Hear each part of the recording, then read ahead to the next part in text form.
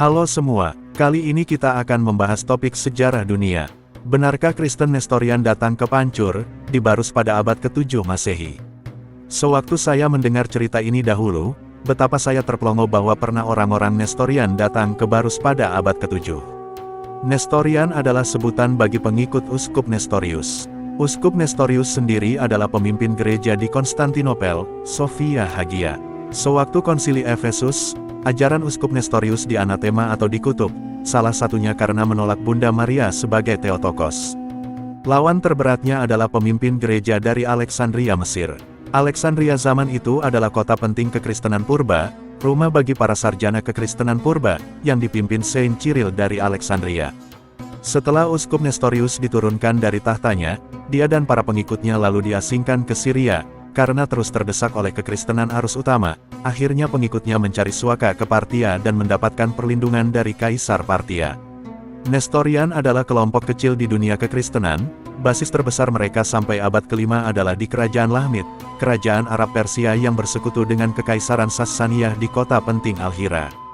Jadi sangat tidak mungkin mereka bisa berlayar sampai ke Barus di Kepulauan Nusantara. Sumber awal yang diduga menjelaskan tentang kedatangan orang Nestorian ke Barus adalah tulisan dari Syekh Abu Salih Al-Armini pada abad 10 Masehi, dalam bukunya yang berjudul Tadakur Ahbar min Al-Kanais wa Al-Atyar min Nawabin Misri wa Al-Iktai. Dalam bahasa Indonesia artinya adalah, daftar berita tentang gereja-gereja dan biara-biara di provinsi-provinsi Mesir dan wilayah-wilayah yang ditaklukkannya. Beliau adalah ulama dan cendekiawan Muslim yang hidup di Mesir pada masa kekhalifahan Fatimiyah yang bermazhab Syiah. Tetapi yang beliau catat sebenarnya tentang gereja yang berada di India, bukan di Kepulauan Nusantara dengan nama Gereja Perawan Suci Maria, dan tulisan beliau bukan Fansur tetapi Fasur. Keterangan beliau pun tidak terlalu detail menjelaskan tentang gereja Nestorian di India, yang juga merupakan penghasil kamper atau kapur. Menarik untuk kita ketahui, memang kekristenan di India sudah cukup lama ada, sejak Rasul Thomas murid Yesus atau Nabi Isa menginjil sampai ke India, tepatnya di daerah Kerala India, tetapi bukan Nestorian. Gereja India umumnya sampai sekarang adalah Gereja Assyria Timur, Gereja Ortodoks Syria Malankara India dan Gereja Katolik Syria Malabar India. Tidak ada gereja Nestorian di India yang eksis sampai sekarang seperti yang ditulis oleh Syekh Abu Salih Al-Armini. Kemungkinan yang dimaksud beliau adalah Gereja Assyria Timur, walau bersimpati kepada Uskup Nestorius tetapi mereka menolak disebut sebagai Nestorian. Gereja Assyria Timur sendiri adalah pecahan dari Gereja Ortodoks Syria, yang berpisah dengan kekristenan arus utama sejak Konsili Kalsedon. Memang selama ini ada dua penjelasan mengenai datangnya kekristenan ke Nusantara pada abad ke-7 Masehi.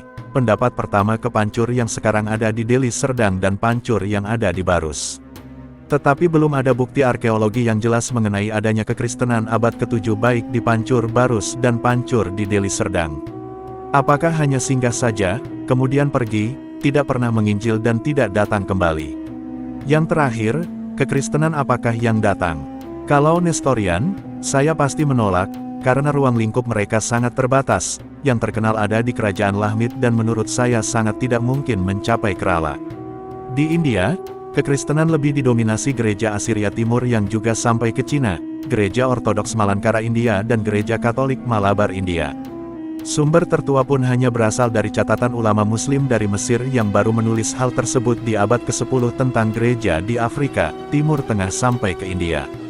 Sekian pembahasan topik kali ini. Semoga bermanfaat.